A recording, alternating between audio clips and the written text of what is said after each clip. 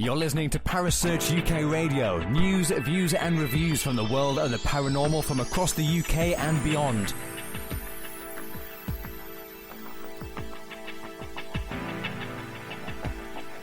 Find us on Facebook, Twitter and the World Wide Web. Parasearch UK Radio.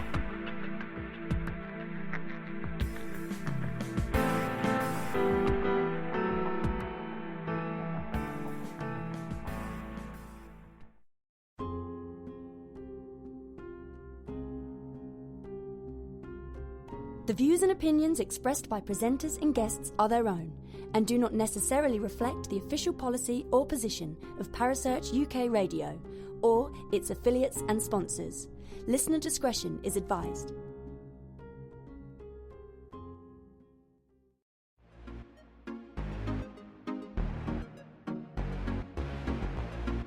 Welcome to the Great Paranormal Debate with hosts Kerry and Paul on Parasearch UK Radio.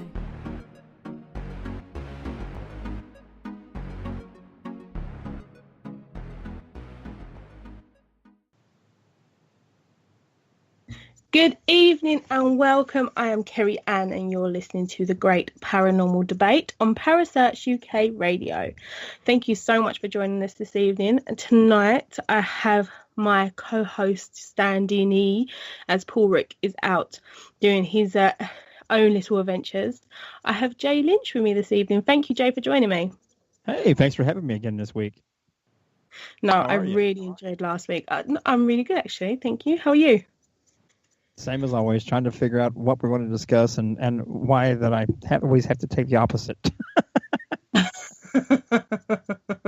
No. The articles you shared, they're very fascinating. I'm really looking forward to actually getting into it.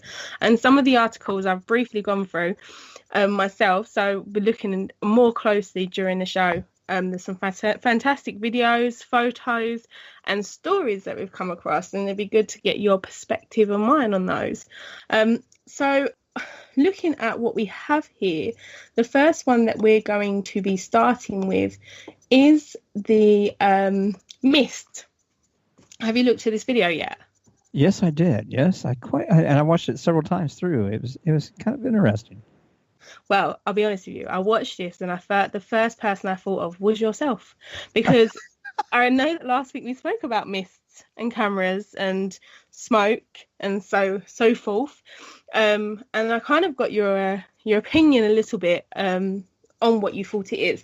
So we have the lovely Kerry Greenaway running our studio for us this evening. So she will be sharing these links in the chat room. So if you could do that for me, Kerry. The first one we're talking about is called Paranormal Mist, filmed by ghost hunters in Children's Play Centre, originally used as a slaughterhouse. Now, before we go into this story, there is a lot of unusual previous locations that get turned into the complete polar opposite, isn't there?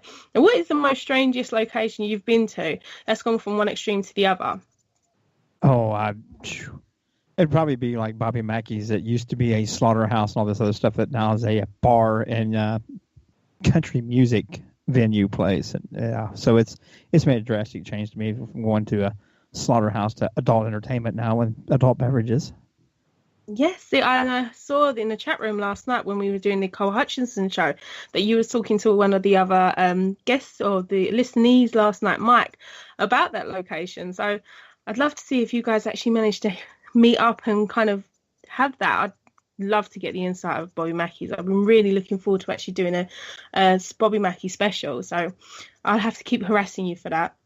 Oh, not a problem. I might be able to hook you up with somebody that can help you out. I know a guy that used to hold events there and do investigations there, and he's also written a book about the Bobby Mackey. So maybe I can talk you into coming in and chatting with you. That would be amazing. Yes, please. Not that I know anybody. Well, we will sort this out after the show. So the first article that we've come across is this one, is the Mist one. And if you want to, guests in the evening can go ahead and look at the video or the article that's being put into the chat room that has the video attached. So it says this video shows the moment unexplained mist covers a children's play centre as paranormal investigators film the spooky goings on. The video was taken by a group of ghost hunters at a play area called The Village in Mansfield. It shows the weird fog flowing through the building on a fixed black and white camera filming the room.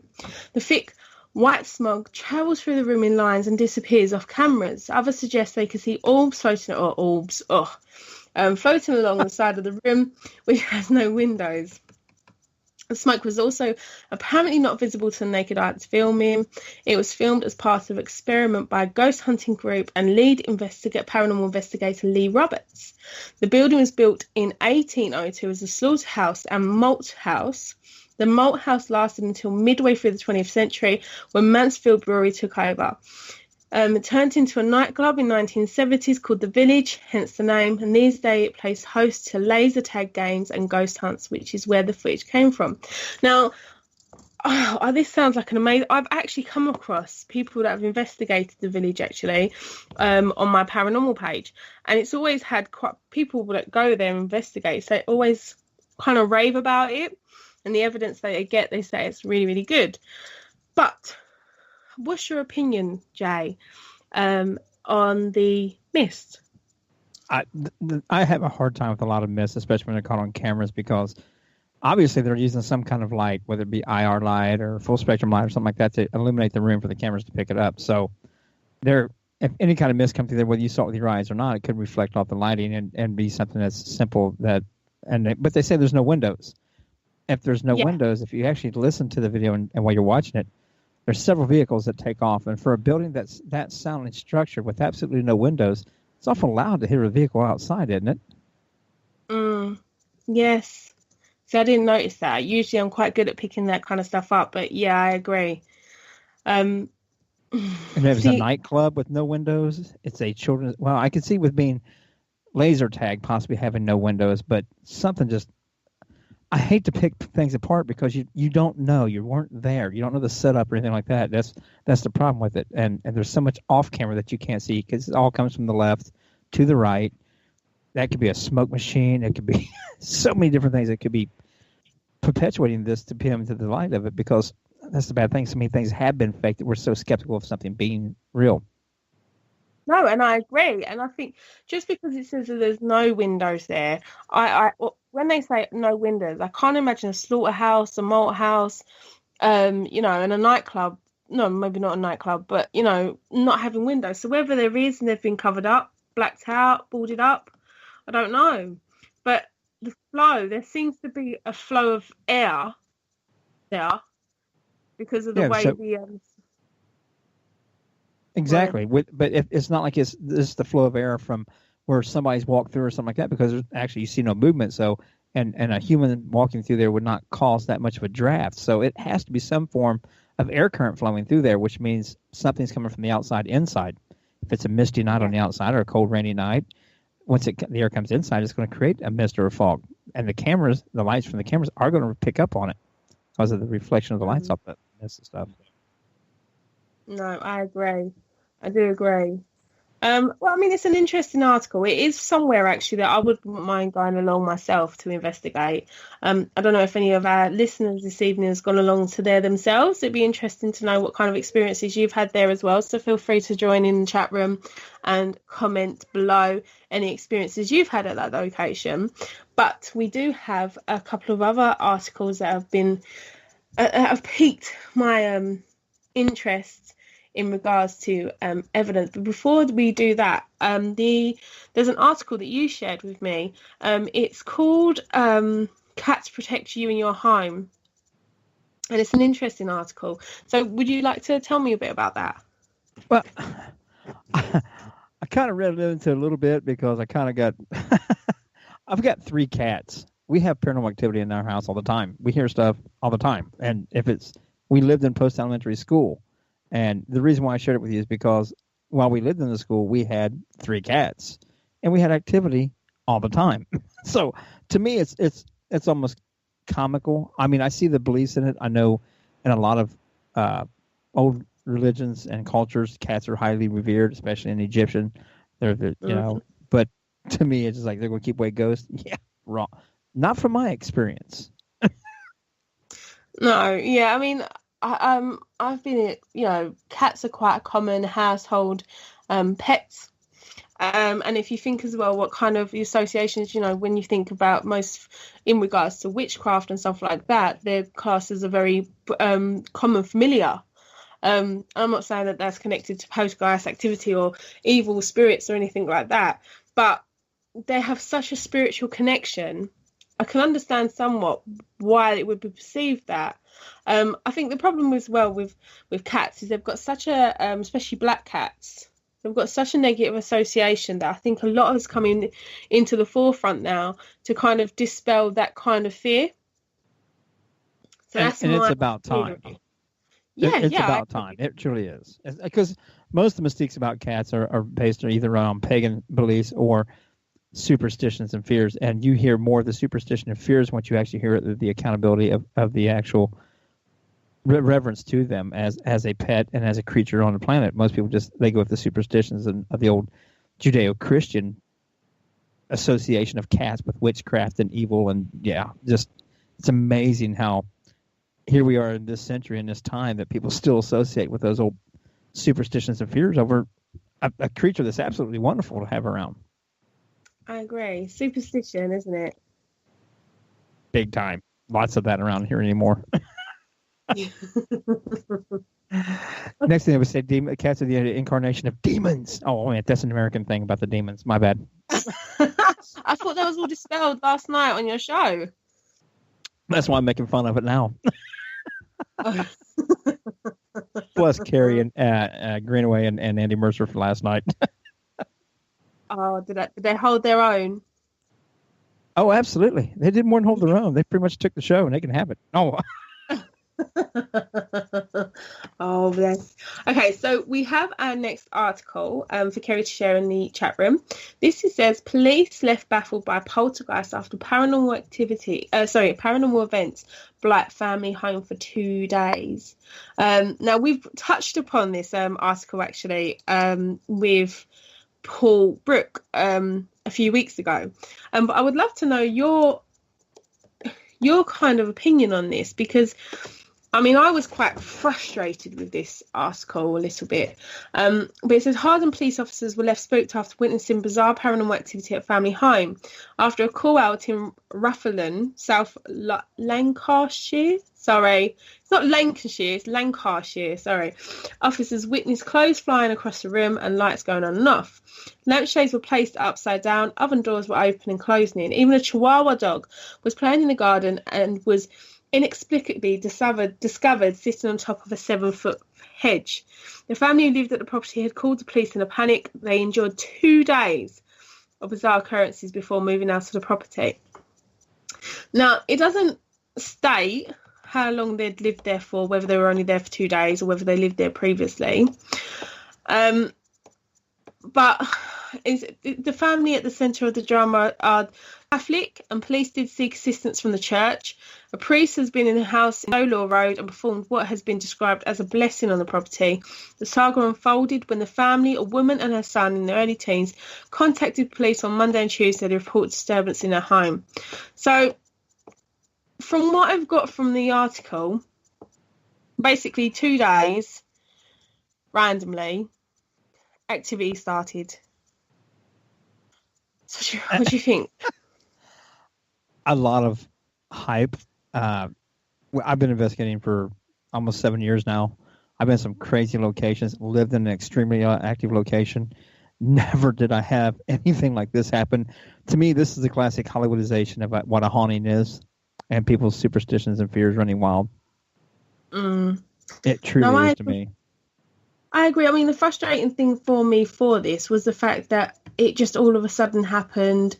All of a sudden there was activity, never had activity in there before. And then there was, and it's, I don't know. It almost annoyed me as much as the article we spoke about last week in regards to the Jack the Ripper. It being Jack. Yeah. It almost annoyed me as much as that one. It's so classical of the Hollywood haunting, and for all these things that they're claiming to be, it would be along the lines of either something being supposed demonic or a poltergeist or something along the malevolence of that, and for nobody to be harmed or anything else. And just the most brutal thing to happen was a chihuahua to be set on a 7-foot hedge with all that kind of activity. It's just so counterproductive to everything else. I know. I mean, yeah. But then they did get the police force involved, and they did say that they themselves viewed this activity happening. So I don't know. That's the only thing that kind of got me. Is like, these are meant to be professional people, and they have no reason to be able to lie about it. But at the same time, I just don't understand how all of a sudden in the home you'd start getting activity when there was nothing there previously. I'm assuming it doesn't state there was, so I'm only assuming that is the case. Somebody bought a coin in with a pentagram and it's so evil. No, I'm kidding. Kerry is spewing. Well, I can't help to say that. It's so many people have such a superstition and fear over such simple things, and they want to blame it on the silliest of things. And like you said, there's no reason for it to just start up out of the blue and for them to pick on a poor little chihuahua and put it on top of a bush. I mean, where's some line the history of this? And without having any history to it, to me, there's really no case. No, and I do agree there. But like I said, it was something they'd spoken about previously, and I just wanted to get your perspective on it. But we do have another article that we come across, and this one was a little bit more. Again, I did kind of look for articles that made me think of you, actually, Jay. And this one kind of did. Chilling video of ghost playing piano after being summoned by paranormal investigators playing a Ouija board. Sorry. So Kerry's going to share this in the chat room. The video itself shows the piano being played. You do see it being played. That's there for you guys to have a look through if you want to. And the article itself, it says eerie footage showing a piano playing by itself has prompted the ghost hunters to claim it could be a demon summoned by paranormal investigators who dabbled with the Ouija board next to it. Lee Roberts. Now, Lee Roberts is a name that's coming up quite a lot with these articles, I'll be honest with you. Again, this is in the village in Mansfield. So this is the same man who had the video of the mist that we just looked at. He is, isn't it? I put that together. Yes. He says, Lee Roberts says he set up camera on the piano at a grade 2 listed building in the village in Mansfield, North Hampshire, after hearing it being played when no one was near it. He goes on to say, the incredible footage filmed last month shows the piano stood with no one anywhere near it when a couple of notes started to be played. The video itself is quite interesting. It says the sleuths visit the site and routinely hold seances and dabble with Ouija boards only a few feet away from the piano. Earlier footage during one of Lee's investigations also captured his team becoming terrified when they hear the piano play the same 2 keys despite no one being near it. Now Lee is determined to concentrate to find concrete proof of the other side and plans to return to the village in 2 weeks' time to attempt to make contact with whatever is playing in the piano. It is not the first creepy footage that Lee has captured at the haunted spot. Back in April last year, he filmed spooky mist that he thought could have been spirits of 7 dead monks who died in the fire there. So, have you watched the video for this? Yes, I did. What do you think? Absolutely. And I could absolutely say that the video was, you can't see, you see the 4 gentlemen in the basement, you don't know where the other 2 are at, blah, blah, blah. So, but if it's truly something playing the piano, it's absolutely wonderful piece of evidence, possible credibility to it. You got people who got to question that. I get totally away from it as soon as they start associating that with demons and because of the Ouija board. That's just superstition and fear statements right there. That turns me off every single time. I agree. Might as well say, I was using my K2 meter next to it and it brought over a demon. Come on. It's not the equipment. It's the intent. And if you're looking for a demon, then you'll experience it because that's what your mind is manifesting and creating. It's Yeah. You sound almost as frustrated as me when the. Well, if they would just present it as an awesome piece of evidence without that statement of having to do with a Ouija board and having to do with a demon, I would say, man, that's absolutely incredible. I'd love to know more information. I think it's awesome. And it is. It would be an awesome piece of equipment, a piece of evidence and stuff. The possibility of it being there, just I would have tons more questions. But as soon as they want to associate because I played with the Ouija board and it might have summoned the demon. Yeah, that's exactly what a demon, if it's truly a demon, going to come across the other side for is to play the piano for you. Thank you. We're all going to have a dance off. He's got the piano going. Yeah. Oh, sorry. My bad. So you don't believe it's the demon? I mean, I'm with you. The thing is that word association. Is if you say you get people to a point, and then when you use the wrong terminology, you lose people because it's so tired. It's so people have kind of. A lot of people now with the word demon, it's so used so thoroughly and regularly that it doesn't hold the same punch as what it does. So it does discredit things when that's being associated with what's going on, isn't it? I mean, in my opinion, I feel. Oh, I absolutely agree. And for us over here on this side of the pond, anybody that screams demon loud enough ends up getting a TV show or a little pilot of a TV show or something. So it's become a thing of popularity and notoriety when there's absolutely no substantial evidence to prove any of this. And it's just a attention-getting word, and there's no credibility to it. And you have this awesome piece of a video clip of this piano possibly being played by itself by a spirit. But because a Ouija board was played with next to it, and it's a demon, now you just totally lost me. And it was such a good, cool piece of possible evidence, a peaceful clip of evidence, and it just threw it out the window to me because of that association. No, I know. Agree. I'm being too rough on it. No. It's interesting to see your perspective. It really is because, that's what makes it so interesting is to kind of get other people's views and other people's perspectives on something that is being interpreted by so many different people. It's being put out there for people to make sense of it themselves, and people are going to draw the same conclusions as yourself. To be fair, I mean, I'm not far from it. The problem that I have with the piano, and this is just looking at it logically, it's not me trying to discredit anything, and it's really far out there, and it's really extreme, so it's not really logical as such, but you do have the self-playing pianos. And I just wonder if it's that old, if it could potentially be maybe an old self-playing piano. Not from what I can see. If I know, like you said, it is a bad angle to it. You can't really see that much of the piano itself, which would be much better if you get a better view of it.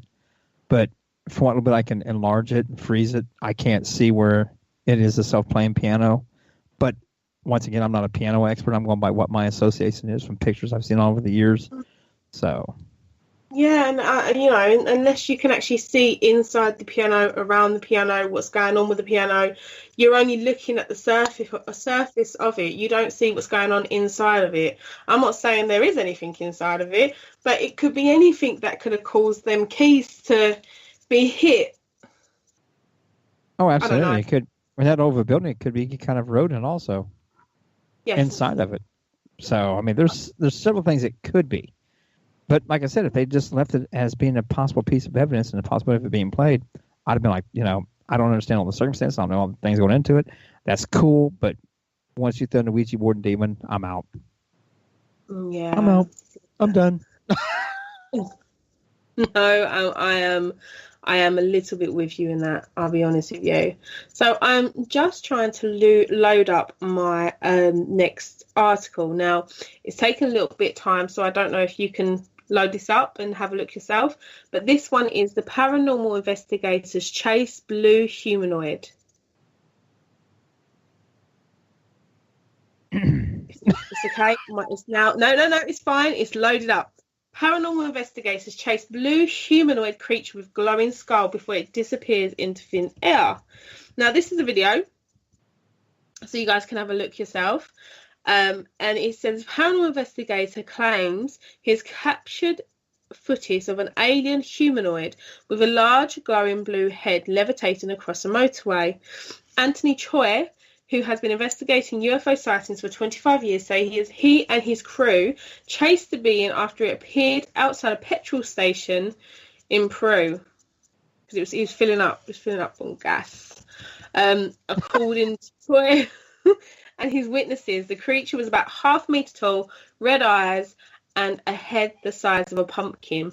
It emitted blue glowing lights, and it had a dome-like skull. So yeah, just putting that one out there. What do you think? Absolutely wonderful costume. And the video is so terrible. I mean, it is. The quality of the video is absolutely horrendous. You can't make out hardly anything with it, or at least I can't, not really well. But it's an absolutely amazing costume that somebody's created. I've seen a lot of them like that at events nowadays where people are adding the LED lights to their costumes and stuff and horror cons and things like that over here. And they're doing, especially when they do the, it's becoming very big when you have these paranormal / horror movie conventions. The party's now becoming like a rave, and people are wearing their costumes there, but they're lining them with the digital lighting and stuff. So it's something I've seen created at conventions over here for parties several times. Mm. See, I'm looking at this. It kind of looks like a jellyfish, doesn't it? Yeah, I never thought about that. The color, the color jellyfish, the lighting. Oh, sorry, my words are there, but I just cannot grasp them. You know, the ones that you see in like sea life centers, and they kind of look like they've got LCD lights in them, and they're blue, and kind of looks a little bit like that. Absolutely. But like I said, it's so. I've seen it done. I've seen too many of these conventions here lately and stuff where people are making costumes like this where they glow and everything, and it's an absolutely wonderful prank. Or actually, you could almost be computerly done with as bad as that video is, because you can't really. No, it's very pixelated. No, you can't. It's very pixelated. And also, I don't know whether it's just me, my computer's not being as fast as it should do today, but there's a truck that goes past. And even though the truck goes past it, I don't know whether it's because the truck is maybe a little bit higher than, you know, the actual creature, or whether it's itself. But it's almost like the truck goes transparent. You can see through the truck to still see the creature. It's really strange. Yeah, it's some wonderful computer work and digital photography interlays on top of one another. I wouldn't. I dismiss this one completely. Yeah. I mean, but you know, the guy himself, he says this being is unique. Initially, we thought it was a robot or drone, but this has been ruled out because it made no noise. There was no engine or rotors. This entity was not of this world. Mr. Choi insists the footage was genuine, but conceded skeptics would accuse him of forging the footage, while conspiracy theorists will claim it's the work of Project Bluebeam.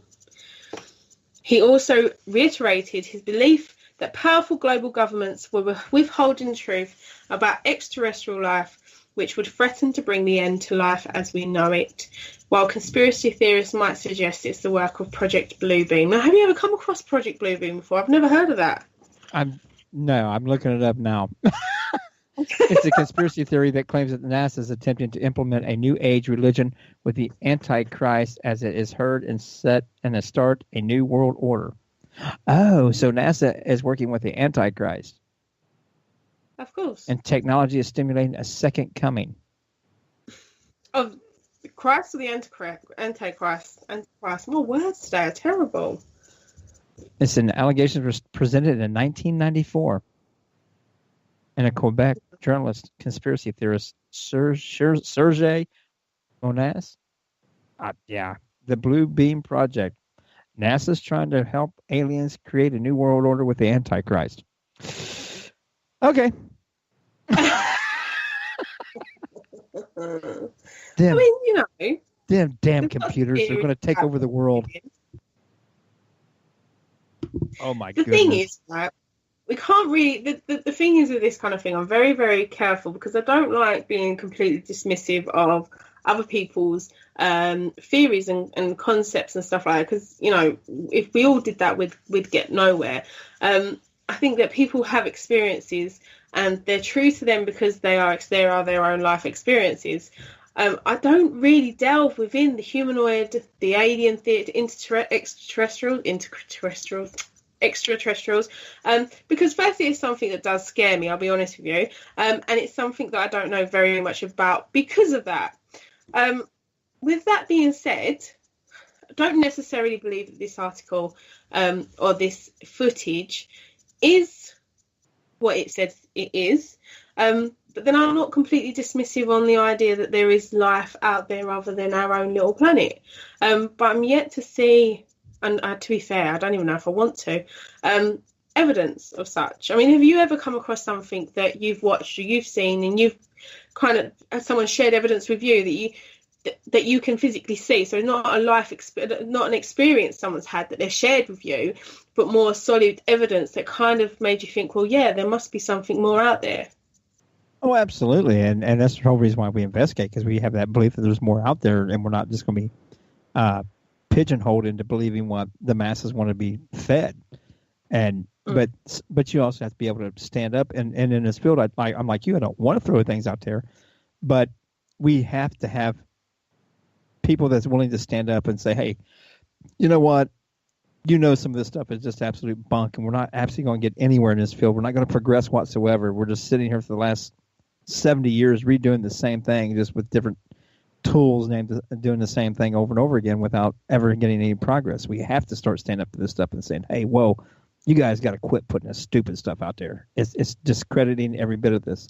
There is something going on, but we'll never find out and get the credibility to it as long as we keep playing these silly little games and giving credit and attention to things that are absolute bunk.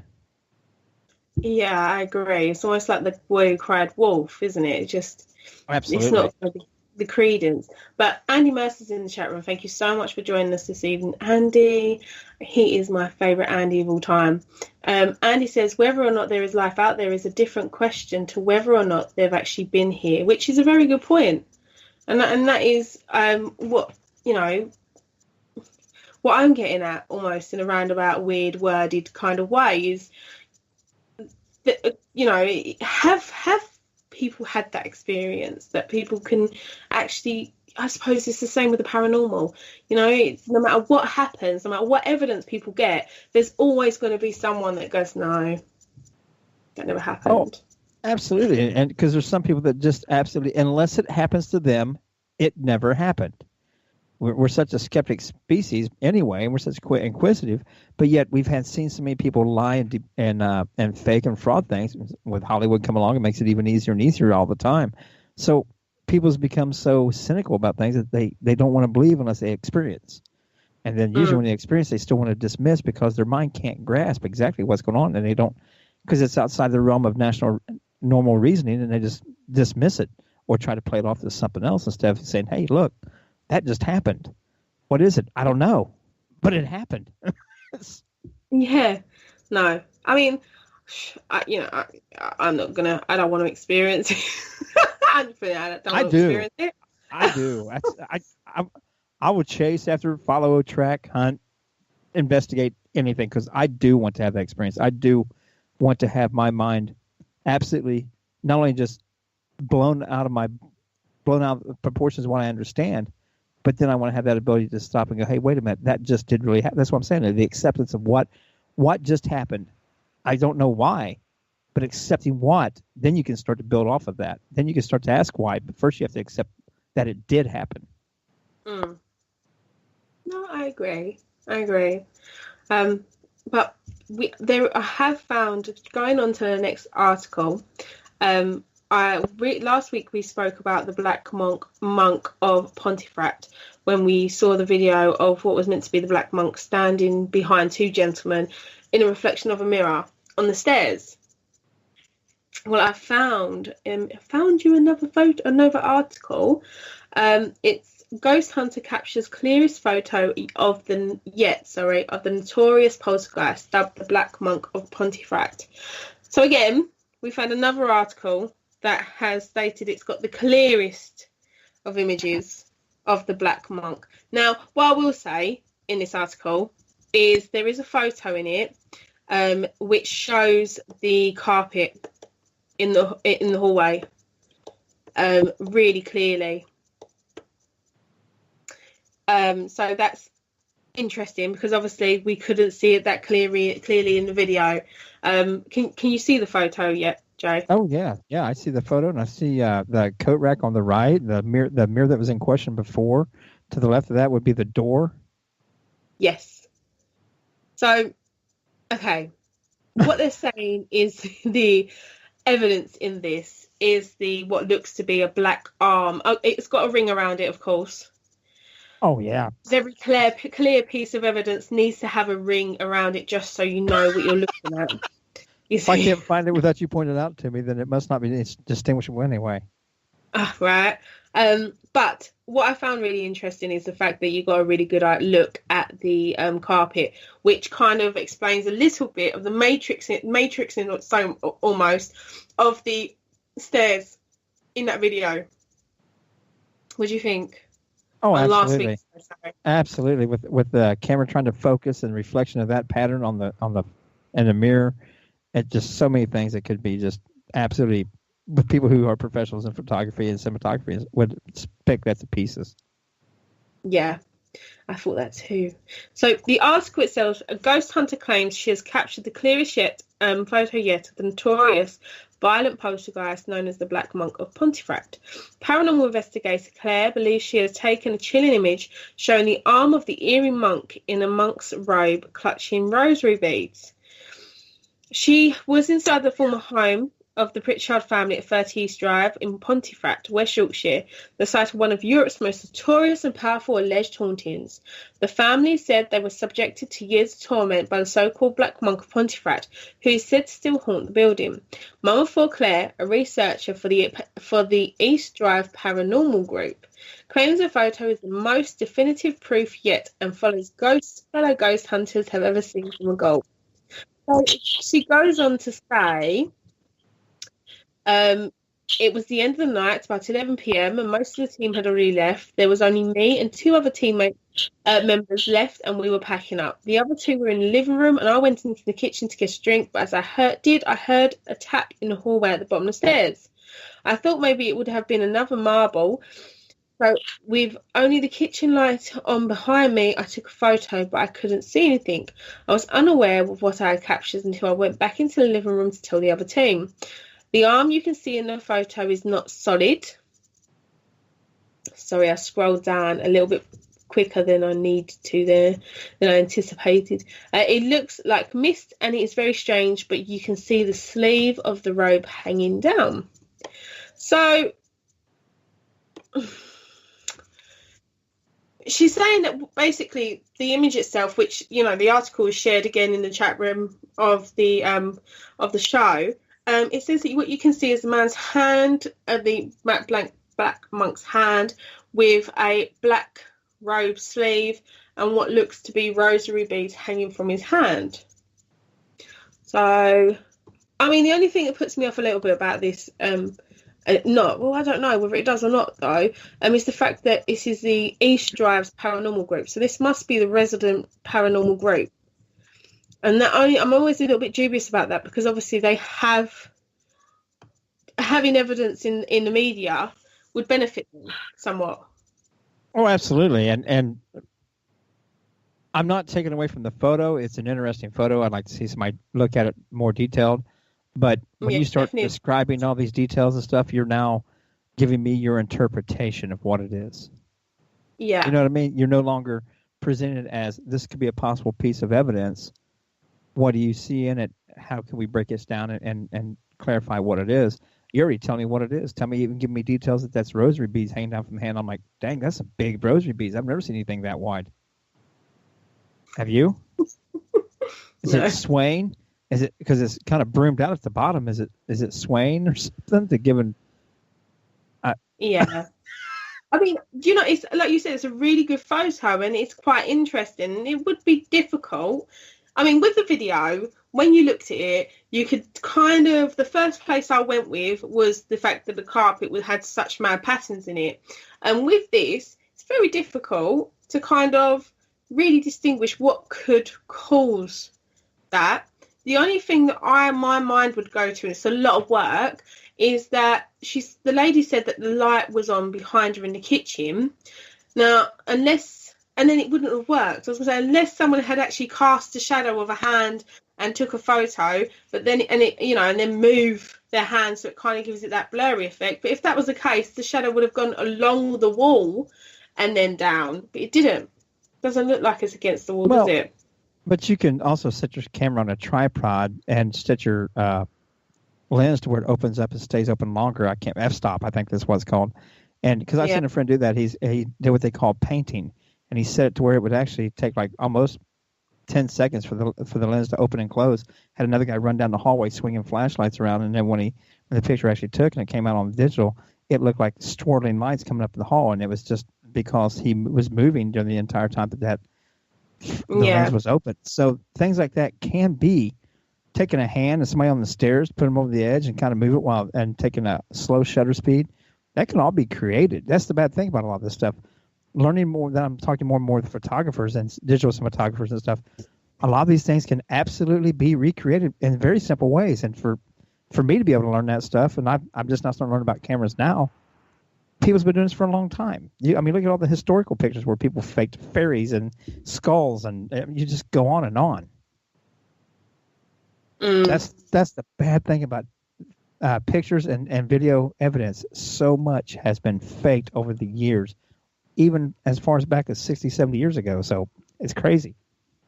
Yeah, no, I agree. No, I do agree. It is difficult. And again, it's like I said before, unless you're there, you're always going to have people pick it in. And when you put something in the media like that, you are opening it up to, people kind of looking at how it could be created, because they know they weren't there at the time when it happened. And they can't say, unless you are, and you know the environment and circumstances in which it was created or other photo was taken in, you can't discredit things. You can't say that it was 100%, which is frustrating. It's frustrating. Absolutely. And like I said, so much has been faked, and that's why people get so skeptic. And I also don't like the fact that they're telling me, they're describing what it is down to a details. Oh, yeah. That's the rosary bead. I'm like, how do you pick out all that details from that little bit of a picture? Yeah, that's your imagination and mind taking over now. Yeah, it's almost like, and we've had it before, where someone will catch an EVP, and instead of saying to them, "What can you hear?" they say, "Oh, this is what it sounds like," and that's all you can hear at that point. You can't hear anything else. And it was, and we had that previously on, a team we once belonged to. It would be there in the kind of link, and you can't get past what you've already been told what it is. So yeah, it is. Suggestion is a powerful thing. Absolutely, it's too powerful of a thing. That's why people need to be a little more open-minded and less descriptive. Yes. So we have another article. Moving on. Sorry, I cut you off so quickly. I don't mean to, Jay. Oh, you're fine. Go. Our next article is called "Haunted House Day." Haunted House Day has fanatics vomiting as things move and doors open on their own.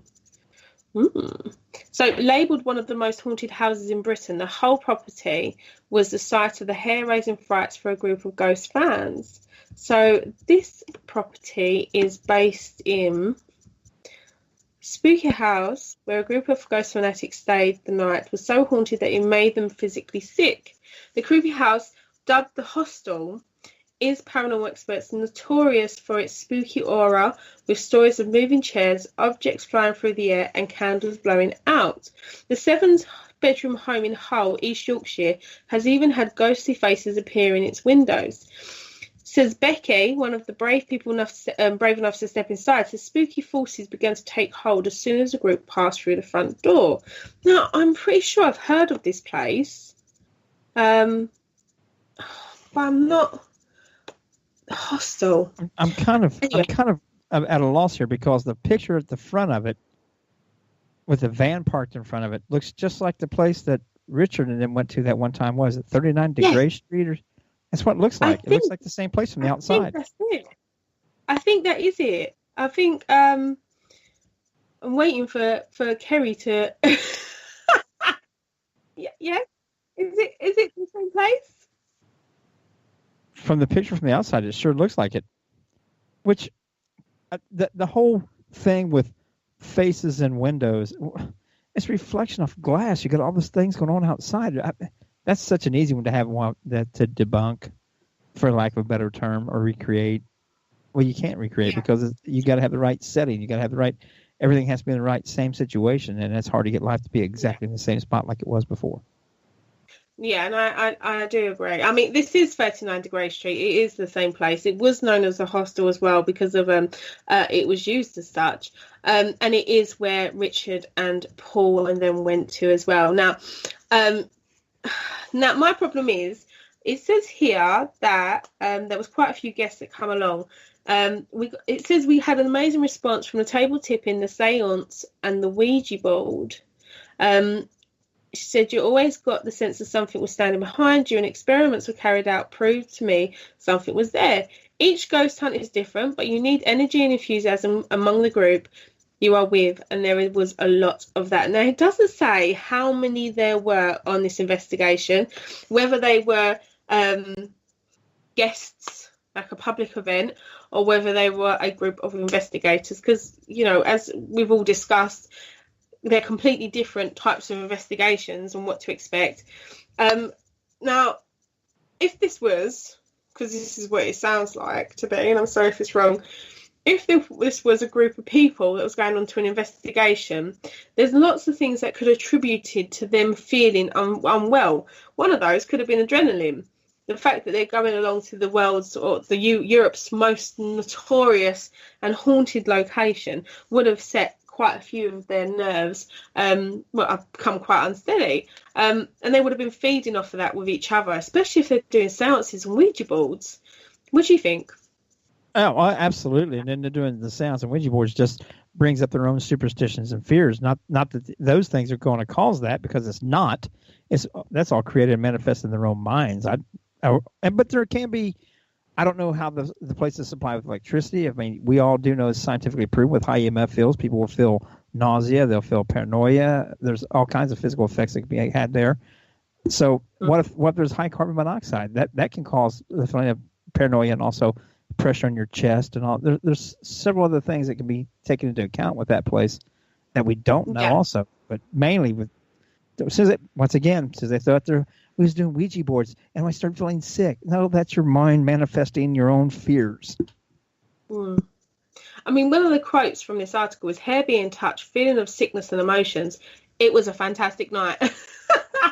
That made me laugh because it kind of shows you the people's mentality that were going in. That's what they were looking for. I mean, We are looking for evidence and we are researching for such. We're trying to do the best we can to prove or disprove life after life. But these people are going in for sickness, emotion, for, being physically touched. They're looking for that kind of stuff, like a thrill-seeking thing, more like they're going there to thrill seek. So the mentality of that group going in wouldn't be that of a paranormal investigative group.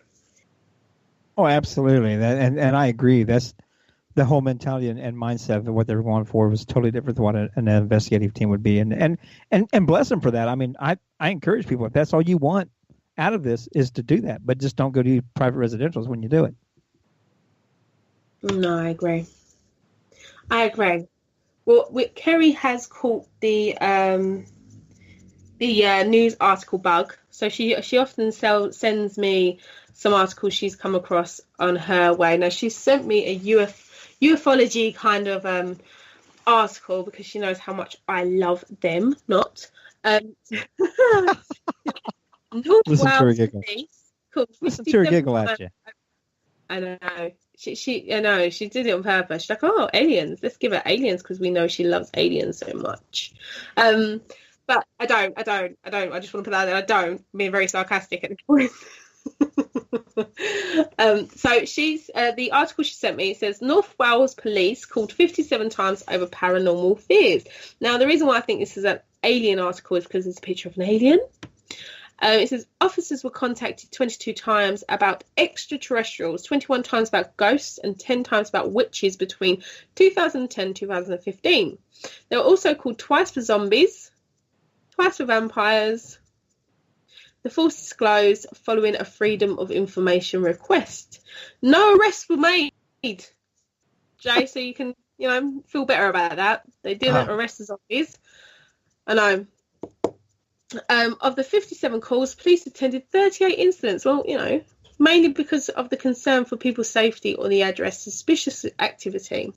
Hotspots for the calls about paranormal activity included Brexham, Bangor, Rowell, and I'm not even going to pronounce. I can't even.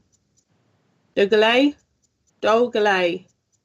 Yeah, I'm going to butcher that with my redneck accent. You don't want me trying that. She's done it to me on purpose. She's done it to me on purpose. It's okay. We're on her show next, aren't we, Jay? So, About a topic I know nothing about that I'm trying to cram on right now. I've never heard of it until you guys brought it up, so I'm in trouble. I didn't even know. We're talking general paranormal stuff for this one. Yeah, so don't cram no more. We'll be talking paranormal and general chit chat. But it says political director at the Taxpayers Alliance said it was important for people not to call the police on matters unless they were serious. Not only do we waste our tax money, but we also take precious resources away from various serious work of fighting real crime. The police force needs to exercise common sense when deciding which calls to take seriously because, for example, of mental health issues. But we as taxpayers need to be more responsible too. Now, I would like to think that they didn't respond to the zombie calls. I would put it out there. I mean, my family are from Wales. I'll just let that be known. I'm a Celtic blood, Irish and Welsh links, and I can't believe that the Welsh people did this to me. I can't believe they've done that. I can't believe that they've called the police on witches as well. Well, superstition and fears about witchcraft still preside to this day. I mean, you can go to just about any community in the world, and witches are still pretty much chastised and misunderstood. And if you say that you're a practicing witch or practicing pagan to this day, people are like, devil worshiper? I'm like, seriously? You still have no concept of what you're talking about. No, well, do you know what? My family, they part of them, they did a family tree, and there was actually one of my descendants was actually arrested for being a witch. And when I looked at what they'd actually condemned her for being a witch, it was because she had kept a dirty toilet. I know, right? Really? So she was condemned to be a witch. She was condemned as a witch, arrested as a witch because she had a dirty lav.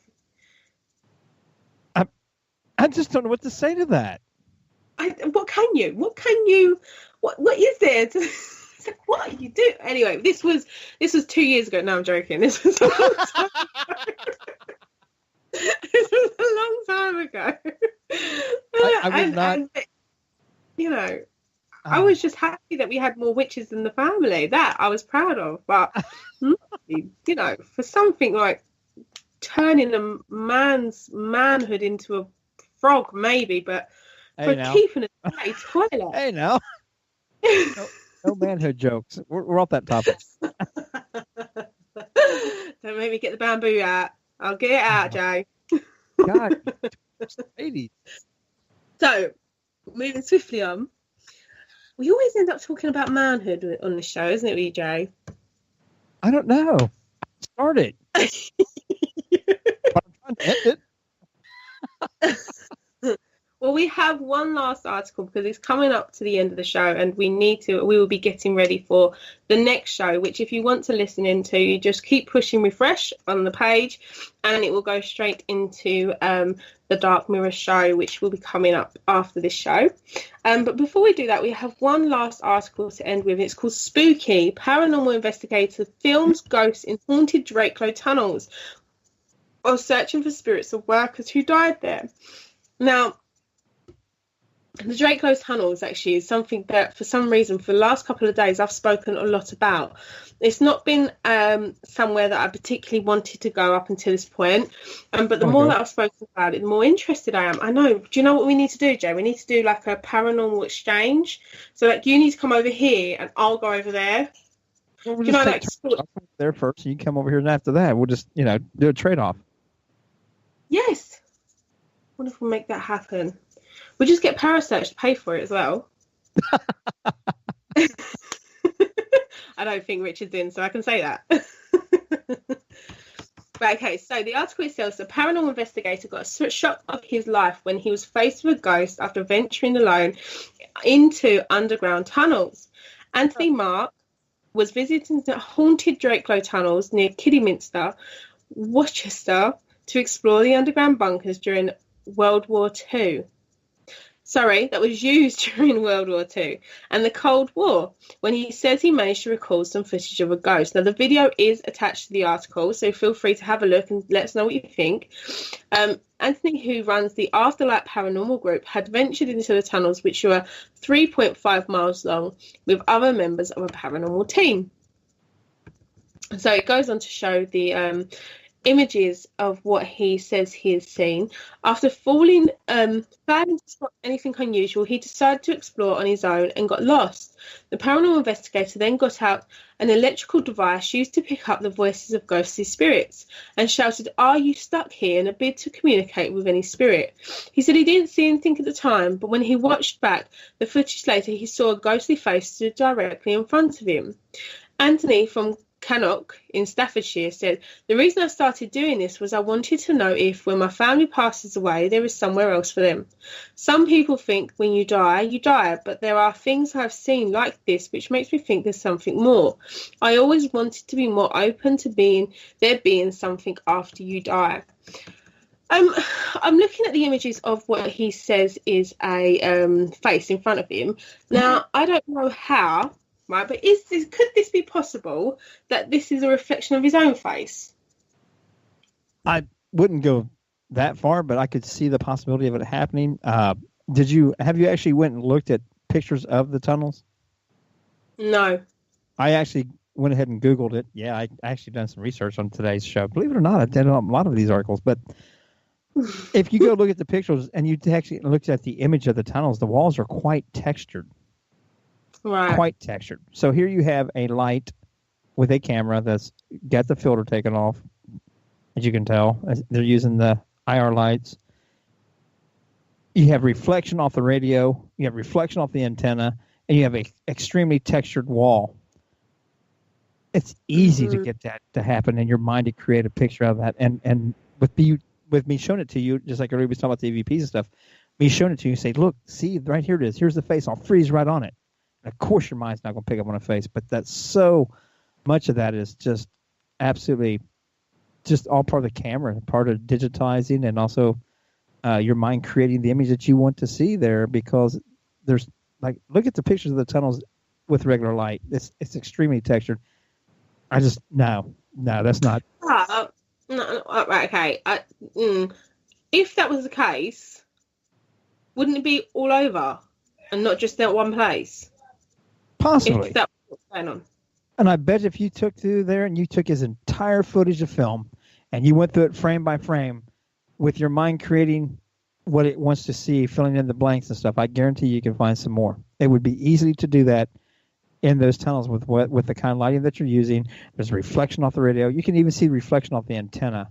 So even with you saying that his own face reflecting, that tells you right there that you're already conceiving on that idea. But now you have the texture of the walls all around it. The lens of the camera lens has got a wider angle, but your light only puts out a small circle of that focuses your attention to that area.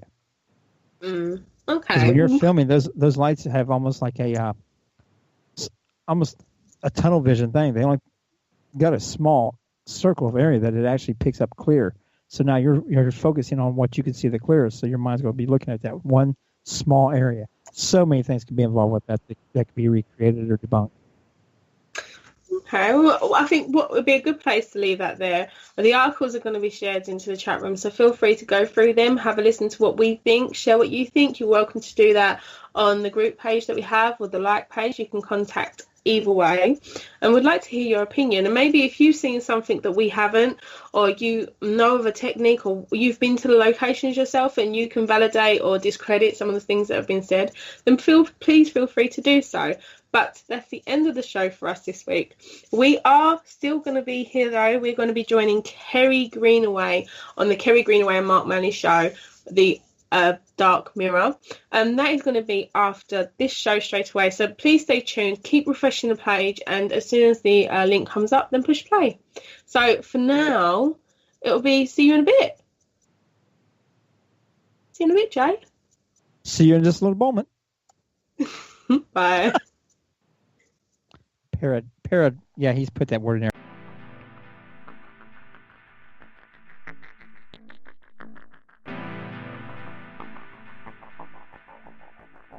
You're listening to Parasearch UK Radio. News, views and reviews from the world of the paranormal from across the UK and beyond.